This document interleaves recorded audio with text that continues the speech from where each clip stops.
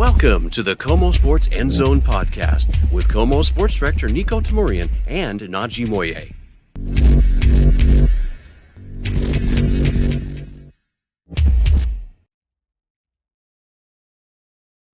Well, how's it going? Welcome to the KOMO Sports End Zone podcast, joined as always by the man, the myth, the legend, Najee Moye. What's up, Najee? Niko, how are you? I'm not even nearly as legendary as you are. First of all, and also, Niko, is it too early to say Merry Christmas? Never too early. Well, Merry Christmas. I'm a Christmas light connoisseur. You know what?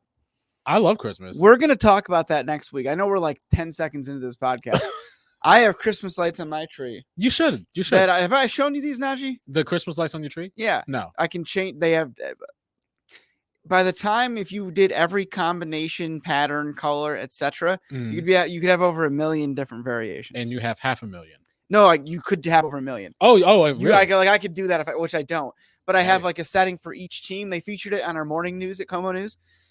So you can like Huskies won. I made it purple and gold. Nice. Seahawks were playing. I made it blue and green. Nice. So on and so forth.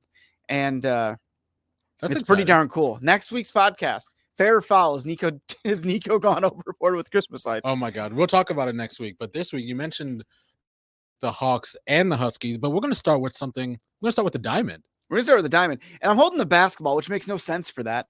However, I want to give a shout out to Mike Hopkins and the UW men's basketball team. First of all, the women's team at UW is undefeated. We love that. Yes. I know Hop's team, they're 5-3. They got a big game against Gonzaga Saturday. I'm telling you, that is an NCAA tournament team. I'm telling you right now, that is an NCAA tournament team. The non-conference schedule, the 3 losses are the team was all in the top 20 of the net rankings, which is the only ranking that really matters, in my opinion. And they were close calls. They got a bad deal against San Diego State. They got a bad, really close call with number 20, Colorado State. I'm telling you, though, when they get into Pac-12 play, he's got a senior-laden transfer team. They're really great at facilitating and scoring. Watch out for him, Naj. Just get out to Heckhead and just watch a game. There's right? my basketball. I would try to spin this on the air, but I would break something. We don't want to.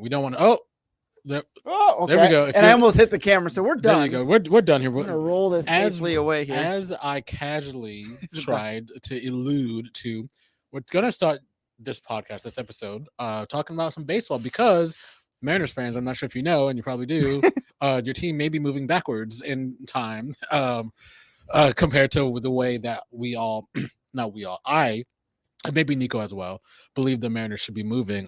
Just this week, the Mariners traded Jarred Kelenic, Marco Gonzalez, and a couple some pieces to the Braves. I think Kelenic is no longer even on the Braves. No, Marco got moved. Marco got Pittsburgh. moved. Marco got moved to Pittsburgh. I'm sorry. Yes. And we talk about for the past 2 years. Yeah. I've been chatting about Mariners baseball. I've been talking about the lack of run support. Everyone has been talking about the lack of run support and how this team needs to add bats. And since this offseason has started, we are waving goodbye to Eugenio Suarez. We're saying goodbye to Oscar Hernandez and to Jarred Kelenic. That being said, not just that being said, what's going on, Niko? There's only one plausible alternative in my mind. Because if it's anything else, the crowd's going to be empty opening day. Yeah. And I want to preface this by saying I love the Mariners. I really do. I like so many. I love that team. There is just an aura and a buzz when you are in T-Mobile Park. Like when I'm doing live reports in the field, I'm like, okay, I feel like I'm at home. And I love that their media staff, their PR staff, Kevin, Sarah, Tim, my God, Adam, Alex, Jordan, they're all fantastic people, and Freddie. But I think that they're not making those folks' jobs easy. When you shed over $30 million in salary for that year, why I say that you have to make a move, there's no plausible alternative. Because why else are you just cutting $30+ million in salary? Now, I understand things out there you're going to touch on in a second, but let's just be at the base of this whole thing. Let the main thing be what it is. And that's that if you're going to drop around $30+ million in salary for not an overall, for just your 2024 payroll, it better be to make some big moves. And it looks like Soto's going to the Yankees. It probably won't be Shohei, it looks like. And even though we can dare to dream. However, I'd be okay with, and we'll talk more about this, you make a big splash by signing a pitcher and you make a trade to take on some bigger salaries. and add some help in that way. Like, it doesn't have to be the biggest of the biggest names like Soto and Ohtani, but it can be guys. I mean, if you sign a Blake Snell, which we'll talk about later, people are happy. Seattle kid coming home. Yeah. So overall, I don't know what they're doing right this second. However, I think people are coming to you with questions, Niko. I think it's because they're preparing for some kind of big move, and I say there's no plausible alternative because there isn't. You have to, at this point, you have to.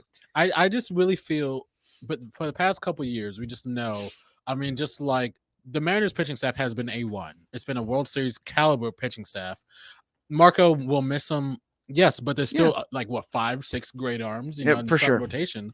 And you know, when you look at what has been ailing this team, those points last year where Teoscar Hernandez carried the offensive load.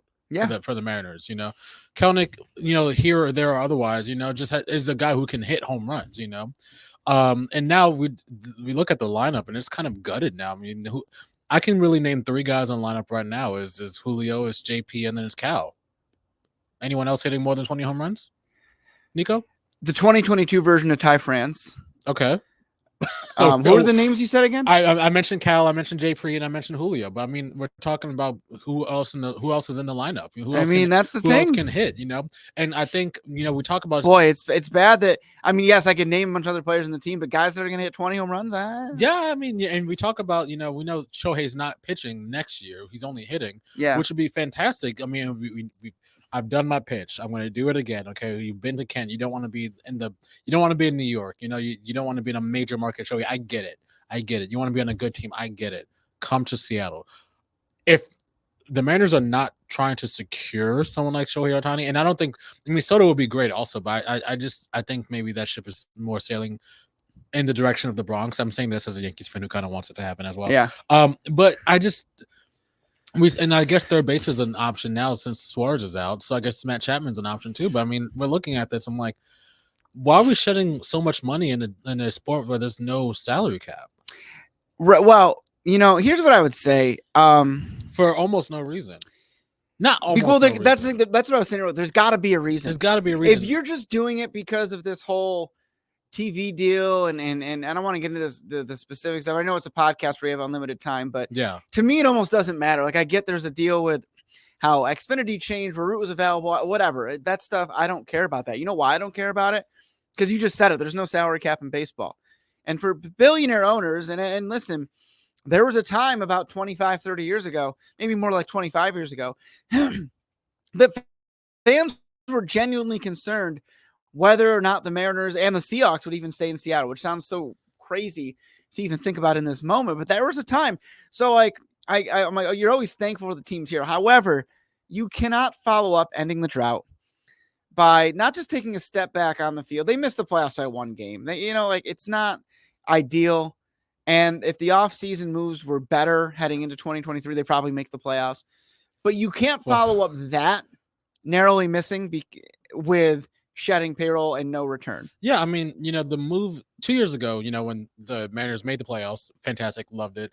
Lost in the playoffs in a long 18-inning game against the Astros on that Sunday afternoon. You remember? I remember that. Yeah, exactly. Yeah, I was there. Yeah, and it was 0-0 for quite. I mean, so the arms are amazing. The arms are amazing, but that's the thing we're talking about here. Because I mean, if we hit 2 home runs, if we hit a home run, a couple hits, anything, the Mariners are moving on.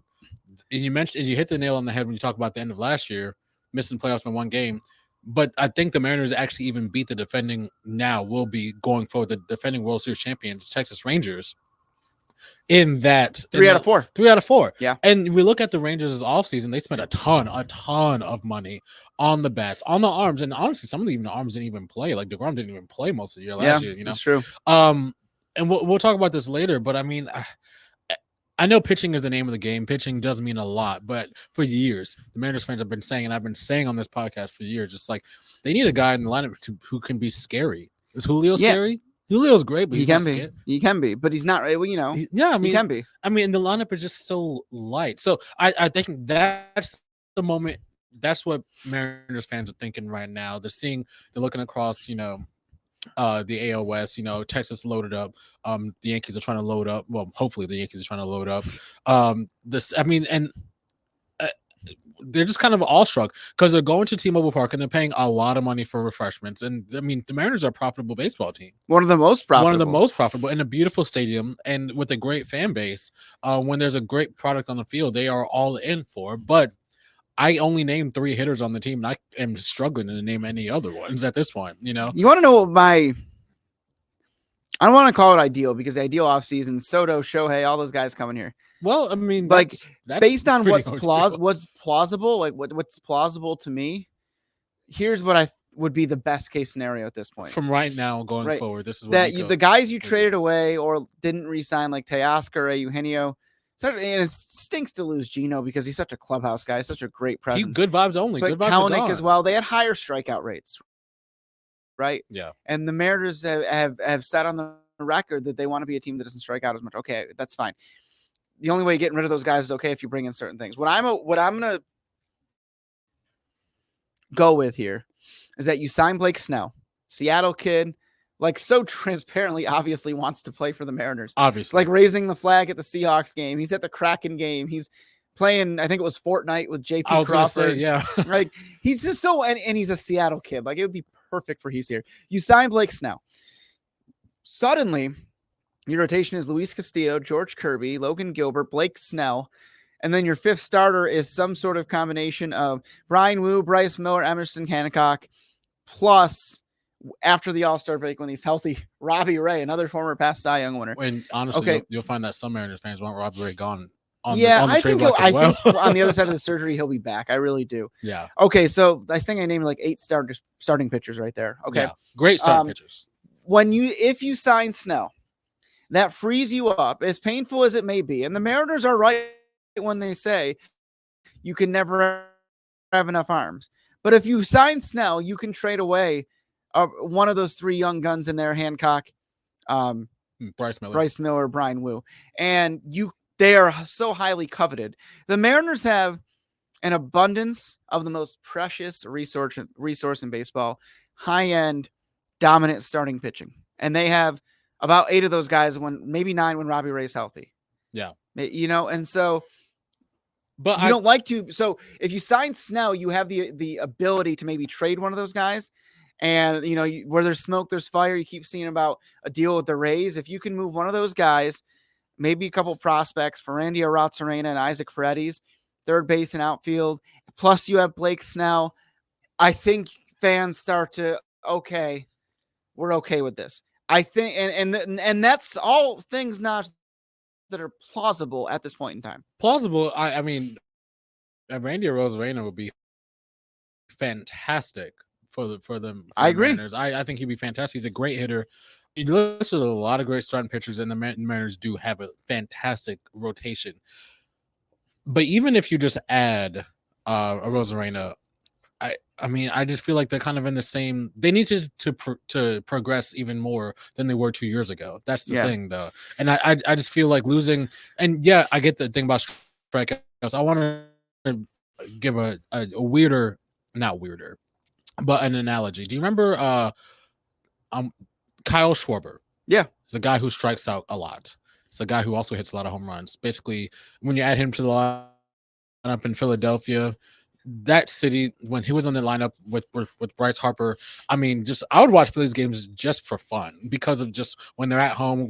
Because I mean, strikeouts, they're not great. I hate them. They suck. Okay, but you you got to hit the home run, man, and you need guys who can sit in the 4 spot, sit in the 5 spot, and make other starting pitchers be like, pitch around, maybe, right? I mean, like maybe. And also at the same time, when you have Logan Gilbert against the Astros and you're in the 8th inning and you're down 1-0, I mean, because Gilbert's a fantastic pitcher, but I mean, you're going to get one off of him just eventually. Because, that's one run over 8 innings is pretty impressive work. It's impressive work, but I mean, when you haven't scored any, that's nasty work. So do we say on top of my scenario, you sign JD Martinez too? Then how do you feel? I would want JD Martinez. As your DH? You need a 40-run home run DH guy. You need someone in the outfield who can hit 30 home runs. And then when you combine that with JP, with Cal, with Julio, that becomes a more major league lineup because this lineup right now is sub major leagues. And they're even admitting at the winter meetings, like, our lineup right now isn't as good as it was at the end of the season. And I suppose that's obvious when you trade those guys that you did, like Kelenic and Suarez. And And not Suarez necessarily was just the clubhouse guy. So Oh yeah, I mean, one of my favorite Yeah. parts about Mariners games is like Scott Service does his updates about 3 hours before first pitch, and Gino every time he'd come out of the dugout would just scream and like and like scare everybody, and Scott would every time be like, oh, that's Gino. Like it became this like hokey but yet fun and yet perfect like pregame routine at the Mariners, and it's just that's the other part of this. You didn't just dump salary. And whether or not the dumping of salary turns into something better on the other end remains to be seen. We can be hopeful. Mariners fans can wait and see. But here's the deal. You did it by trading away two guys that are just the utmost prime example of clubhouse guys. Yeah. And you did it, Najee, not you personally. I did but it. They didn't. You did it. I did it. But they did it by asking a fan base for even more patience and for even more faith. They're asking for belief without evidence, as one of my favorite all-time coaches once told me. And I think that, it's when you're asking that, if like the Astros or Phillies ask their fans to do that, it's acceptable because there's results to back it up. When the Mariners are asking their fans to do it, you can. I do genuinely think there's some bigger moves coming. Maybe not verbatim what I, theorize, but something like it. But when you're asking the Mariners fans to be accepting of getting rid of these players they've rooted for, and there's not this immediate like, wait, who did we get back? You're asking a fan base that's had its patience and its resilience and its faith tested, not just in recent years, Naj, but like for a long time, for 47 years. Do you think that the Mariners are taking that patience? Because I can tell you, as a Yankees fan, and I know it's apples and oranges, but the Yankees didn't make the playoffs last year, and I can tell you that Yankees Twitter is vicious on Brian Cashman right now. Yeah, sure. If this Soto trade doesn't happen, I can tell you there's going to be riots outside Yankee Stadium. Okay, and the long playoff drop from the Mariners, yeah, that was great, and do you feel like the Mariners ownership leadership is taking that patience maybe for granted? Because I can tell you it's going to run out when you get to like maybe August, July, when fans are being charged $12 for a vodka lemonade at the stadium. Is that what it costs for that? It's a lot. It's a lot to enjoy an actual baseball game, and when your team is like 10 games under 500. Remember, you still have the defending champions in your own division. Last two, really. Yeah, the last two, and then the Angels. I mean, we're talking about Shohei Ohtani. I love him to come to Seattle, but there's a big chance he goes right back to LA for the Angels. So, no. I mean, and that's your division, and that's like, and the Angels were better last year too. So, I don't know. I think a lot of Mariners fans are shaking their heads right now. I think even when you add in the root thing too, it just. The vibes are not great. The vibes are not good. And it's amazing what a year can do. Yeah. What couple months could do, honestly. Well, yeah, sure. I think this time last year, I was thinking they'd be a contender. I thought they were going to go to the ALCS in 2023. Yeah. I also didn't think that Tommy La Stella would be the opening day DH in 2023. Like, that's insane to me. Yeah. And so that's the problem, though, is that no offense to Tommy La Stella. He's a major leaguer. He's better than about 99.999% of people who have ever played baseball. Yes. But the point that you're trying to make, that I'm trying to make, is that you have this young core, those pitchers I named. It is the best rotation in baseball, especially if they add a guy like Blake Snell. But even without him, it's top 5, right? Yeah. And you ended the drought, and you lost to the Astros by basically a run. And my goodness, you countered that with AJ Pollock, Tommy La Stella. The only signing of impact really wasn't a signing. It was a trade for Teoscar.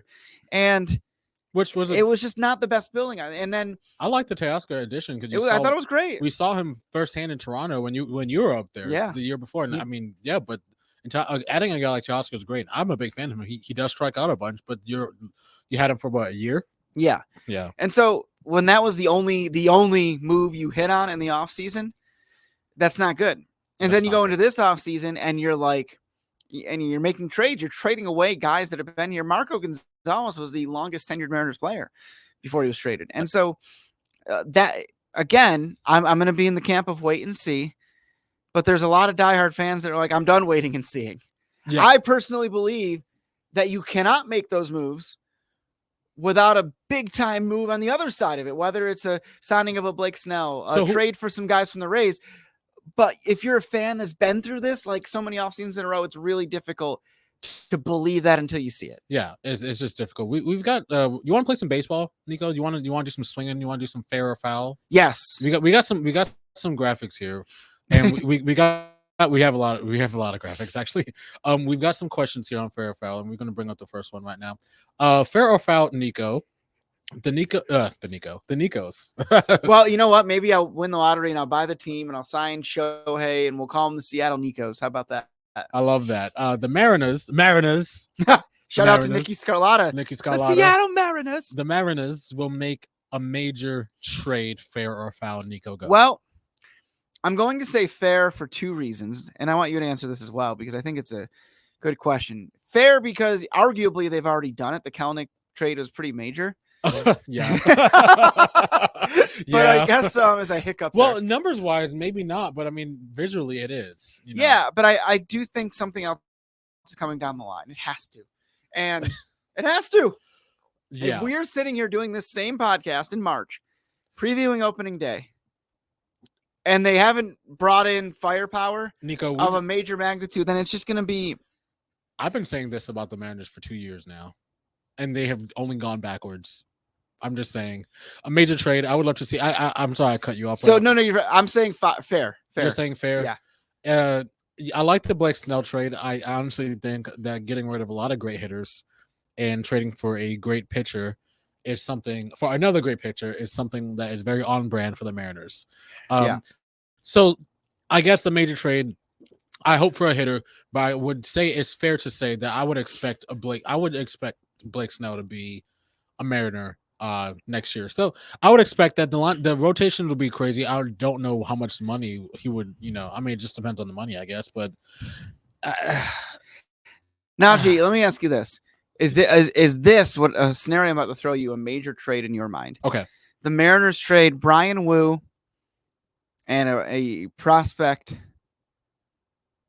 and Emerson Hancock. Now, would you have to add Emerson Hancock? I don't know. It depends. But let's just go with, how about this as I fall back in my chair out of excitement? Oh, my God. How about Brian Wu, and you'd hate to part ways with him, but the huge, amazing catching prospect, Harry Ford. Okay. For Randy Arozarena, Isaac Paredes, and some Rays higher end prospects. I would take that. Now, is that a major trade in your mind? I think so. I think so because, one, I don't think the Rays are getting rid of any prospects on any. No, and I think they want Brian Wu and those folks because they want young, controllable arms. Yeah. And Brian Wu was a rookie basically last year. And so you basically have him under club control for about 5 years. And they love that. As a Yankees fan, who's someone who's been victimized personally by Randy Arozarena, I would tell you that yes, that's a very big trade. Definitely. Yeah. You play him in the outfield, Paredes at third, and suddenly things start to come into picture a little bit. I think things look a little bit rosier that way. I mean, I would want more. I mean, are we expecting Kyle Raleigh to hit 30 home runs? I think maybe the management and not management, but I think the leadership are kind of hoping he does. I mean, are you leaning on Julio to hit 55 home runs a year? That's what it seems like they're doing, I don't know if that's. And then it becomes a scenario where Dom Canzone is your starting everyday right fielder. There's no way. It becomes. There's no way. It becomes interesting when you trade guys like Kelnick and you trade guys like Suarez. I know Gino Suarez struck out a lot, but he was one of your best hitters. High risk, high reward. I mean, I bring up the Kyle Schwarber argument. Again, I'm going to date myself a little bit. I want to bring up the Adam Dunn argument. Sure. A guy who struck out a bunch, but you need someone to hit home runs, I really feel that is a major trade. I would want, before the Yankees started talking more deeply about Soto and the talks of it heated up recently, I thought Soto would be a great addition for the I thought he would have been perfect. I thought he would have been perfect, and he still could be. And now, honestly, I think Ohtani could be perfect too. He may demand a absurd amount of money, 50 plus a year. But to be honest, I mean, he's worth it though. You bring Julio to the ballpark, you bring Shohei to the ballpark, and the ballpark is sold out for 6 months. Yeah, at least. We got more fair or foul questions here coming up here. All right, so fair or foul? Let's go with this question right here. The Mariners will sign not talk about trade, sign a big time bat. Naj, fair or foul? Foul. Foul? Foul. Yeah. I mean, there's not who is it, right? Well, there's not a lot of free agents. I mean, I mentioned Soto. That's going to have to be a trade, and I think Soto's even a free agent after next year too. So I mean, that was the one reason why I was like sort of okay not trading for him, because he's essentially a rental. Yeah, unless you get some kind of assurance that he will sign or does some kind of extension up front. I just feel like the Mariners right now are further away from the playoffs than they were 2 years ago. Or at this very second, sure, absolutely. So I mean, we'll see. I think some things may happen, but I think I do believe. I mean, look, these guys get paid a lot more money than we do to make the baseball decisions. I believe they've got a plan. Would you be okay? It may not be like the biggest of news ever, but I think, would you be okay with the JD Martinez signing? Yeah, I think so. I mean, if anything, fans just want a name. Fans want a name when they look up that. Fans want a name that when they look it up on Baseball Reference or ESPN, that they've seen that the guy's capable of hitting 30 and 128 or 120, or even if the batting average is not even above. Yeah, I will be okay with the guy who hits 250, 30 home runs, 100 RBIs. I think the Mariners need to look in that sort of vein. Better than that, obviously, if possible. But I don't know. I'm just kind of like, I'm shaking my head. I'm okay with this team if they make like 4 moves. As I'm trying to like, I'm okay with them as long as they do these 18 things. If they sign JD Martinez, make that trade, a hypothetical trade with the Rays. If they sign Blake Snell, but that's a lot. Yeah. I think to make the kind of a caliber of trade that's going to move the needle, you got to move the needle. You got to trade one of those young, controllable pitchers like Wu, Hancock, or Miller, as difficult as that may be. And probably for this team to feel comfortable doing that, they would have to sign a big front end starter like Snell. And that's why I think the two are kind of interconnected. Yeah, I think you're probably right. It'd be so cool to get Snell for Snell to pitch here. I mean, being a Seattle guy. I mean, we're talking about Seattle guys. So how about Corbin Carroll? Could be a guy. There's no way he won't be. Trade him. Really However, that would be freaking incredible. It would be incredible. And it was a treat to see him when he was in town for the All-Star game, and even more so to see him in the World Series and all that good stuff. So, we got one more fair foul to bring up here. So let's do it. I'm going to ask you again, Najee. Here we go. Niko has a ton of questions for me. I have a lot of questions for you. The Mariners will sign. We've talked about this. It's more or less like when we asked for a final score of a Seahawks game. I'm asking your prediction. Yes or no? Fair or foul? Mariners sign a starting pitcher. Fair. I think it'd be Snell. I said before, I think it'd be the most Mariners thing to unload some solid hitters and just live for just like losing games. It's probably going to happen. I'm taking like a couple days off before Christmas, like most people do. It's going to happen then. Yeah, of course, guaranteed. I'm like be out of town. And will you be reporting live from the beginning from your living room where this tree of many lights is? I don't know if I'll be out of town. However, I will make my tree Mariners colors. I like that. Throwback or Northwest green and navy midnight blue. Okay, so I have a hot take about the Mariners uniforms. I like them. Is this extra point? No, is it just like an opinion? It's just a casual opinion. Okay. Because I love the throwback uniforms. Yeah, and you mean like the Sunday cream? Cream. I like the blue and the yellow. However, if we're talking about City Connect jerseys, please, gosh, get rid of the black pants with the blue jerseys. I like the blue jerseys, but we talk about. I mean, it looks like they're wearing trousers. I think those are gone next year. Okay. Oh, are City Connects permanent? Are they 1 year? They're I know they've changed, but I know some teams get them, some teams don't. I noticed they're on clearance, like the apparel at Fanatics and things like that. Maybe, so I was like, maybe they're 1 year deal. Well, this is the first one the Mariners have had. Do you want my pro Christmas shopping tip? Yeah.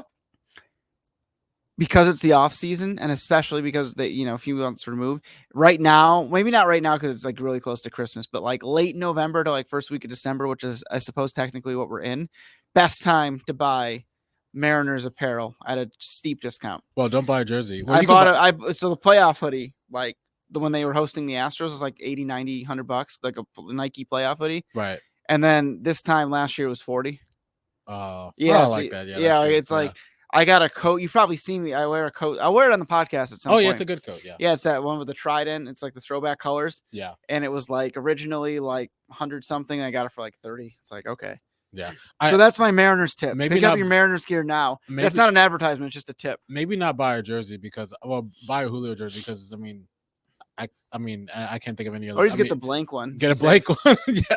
And then if they sign somebody, just show hey at them on the back. There's a guy I played high school basketball against. This is going back 20 some odd years. He literally wrote his name in magic marker on the back of his jersey. Well, the marker's magic, of course, So it was the coolest thing ever. Niko, what do you think the Mariners' record will be next year? Now, there's a lot of question marks. Yeah, that is a tough one. Maybe it's a crazy question to ask now. It is, but thank you. It's kind of an insane question. If they make the moves that we're hoping about, that we've speculated about in the show, they're north of 90. If they do nickel and dime stuff to fill those holes, 75 to 80. Maybe they overachieve because the guys can get to like 85 wins, which is better than the Diamondbacks were this year. But if you want this team to be at where it was or better than 54%, you got to do something. And the thing is, when you make the playoffs and you want to make the playoffs with all these great high, profile, high budget teams like the Rangers, like the Astros, the Yankees didn't make it last year, but the Dodgers, But that being said, the Rangers and the Diamondbacks are two teams who spent a lot of money and a team that spent almost no money in the offseason. So there's ways you can go. So honestly, maybe Jerry and Scott and everyone else has a master plan prospect-wise that we're just unaware of. Here's the thing. It's like we said, it's difficult to take, Naj, but you can be okay with shedding Sauer. You can be okay with this notion they want to cut down on strikeouts, and that's why they got those guys. If and only if, as you make these big moves. Only time will tell. Only time will tell. Couple other things are happening around the Pacific Northwest sports-wise. I'm not sure if you know, but the Huskies are in the college football playoff. Yay! Well done, UW. Congratulations, UW. They'll be playing Texas in the Sugar Bowl down in New Orleans. I can only do the dog sign if I force my hand to go that way. Niko has to break his fingers to do this. Yeah. And they'll be playing Texas. The Sark Bowls, I'm going to call it. The Sarkeesian Bowl. And that'll be a super fun game. They're number 2 in the nation. Honestly, schedule-wise, when you consider their schedule, I think that they should be number 1 because they play a much tougher schedule than Michigan has all year. But that being said, I'd rather play Texas than Bama in the first round anyway. I'm deeply excited that the Pac-12 champions, and I think I was talking with Taylor, a web producer here. Shout out to Taylor Colo. He's a Lakers fan, unfortunately, and the Rams fan. Unfortunately, no one's perfect. He mentioned that Michael Penix got snubbed for a Pac-12. Oh, he definitely did. Player, and Bo Nix won, but okay, and this is why I worry about Heisman and all that stuff, because we ranted about this last week. Yeah. The votes are due before the conference title game. But, when it comes to that conference, I get that, Bo Nix had better touchdown interception ratio. Well, you had an 0-3 ratio against Penix. Like that. Yeah. Does that really – do we care more about how many touchdowns he threw or who won the freaking game? Even if it was 2-1, Oregon got one of those 3 games dating back to last year. Or if you want, it's this year's award. Okay, even if they split this year, well, the Dogs beat them twice.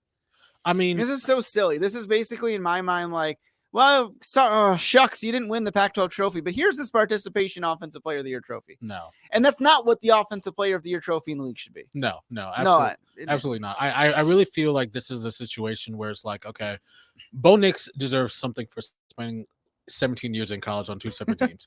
He's been playing quarterback in college since the late 40s. I'm kidding. Since 2019. And so, and Oregon has had a really great year. Obviously not as great as UW because they lost to UW twice. So I guess, wins are not exactly a quarterback specific, stat. I get it.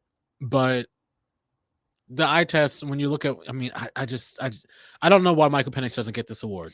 No, there's no reason why he shouldn't get this award. Okay, if the Heisman goes to Jaden Daniels at LSU, that's a you could counter the whole Penix is 13-0 in the national championship, the playoff. Well, because Daniels has some crazy amount of rushing yards, well over 1,000 as well. That's just, he's an incredible player. Yeah. But when your stats are comparable, in fact, Penix has more passing yards than Nix. Yeah. But he has 7 fewer touchdowns, but he has 2 more wins, which I don't care about how many touchdowns he's thrown if he won. What are we doing? What are we doing? I'm just so confused. that's what I hate about it. And I think it's silly. I think it's just one more blunder from the Pac-12 and they're way out the door, man. It's idiotic. Nothing will be better at the Pac. We talk about Pac-12 leaving out the door. Nothing will be better if a Pac-12 quarterback not named Bo Nix wins the Heisman and a Pac-12 team and the Huskies wins the national championship. And I can tell you that there's a very, very real and honest chance. I'm not saying this as a homer. I'm not saying this as a guy who roots for the Huskies all the time. I'm saying this as an actual football fan who's seen football games. I can tell you that there's a path for the Huskies to bring home the Natty, beating Texas. It's not going to be easy. I predict it'll be, if we're talking about predictions, we're way ahead of the game, a month away. I'm predicting a UW-Bama final.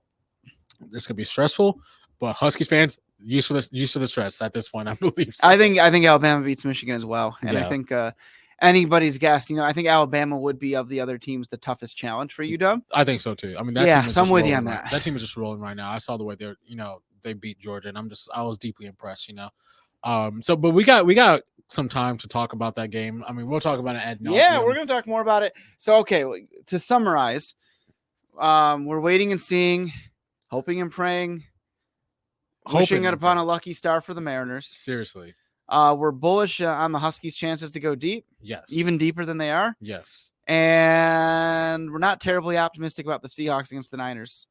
Not. And I like the Seahawks team. I like this team, but boy, oh boy, it's a tough time to hit the two toughest teams in all of football, the Niners, then the Eagles. I was going to say, if Hawks fans, if you kind of want to take a couple weeks away from football, I would understand this week and maybe even next week were the week to do it. Then you have a 3-game stretch. I don't want to look deeply ahead to the end of the year, but I mean, when you play the Niners and you play the Eagles back to back, you want to look ahead to the Titans really, really bad. Yeah, exactly. So, and then Pittsburgh is also not awful either. So, it'll be okay, guys. It will. It will be okay. Just lean on the Huskies.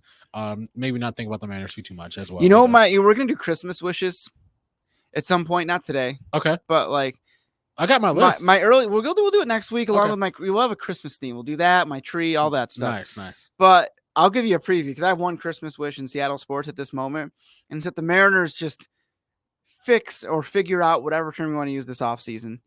Make it so that we're so excited to go on opening day. Just please do that for us. Just make the $20 sushi place worth it. I like it. make the $10 garlic. And we're not in agreement. I think they will. You're not having the faith at this moment. And I don't blame you. That's not like I don't blame you. I just don't know if I have reason to have faith right now. Yeah. It's tough that I can't debate you on that because it's like, yeah, I get it. Yeah, it's just I don't know. But I have faith they'll do something. Christmas is coming soon for the Mariners fans. We hope. Just keep leaving out cookies and milk, leaving out giving, for Santa, Jerry, and Justin. Yes. Hopefully something will happen. And if we speak into existence, it will happen for both the Seahawks, Huskies, and Mariners. And bring Blake Snell home. Yes. And some hitters, please God. See you next week for our special Christmas edition. That was the KOMO Sports End Zone. Goodbye. That's Najee. I'm Niko. Bye-bye.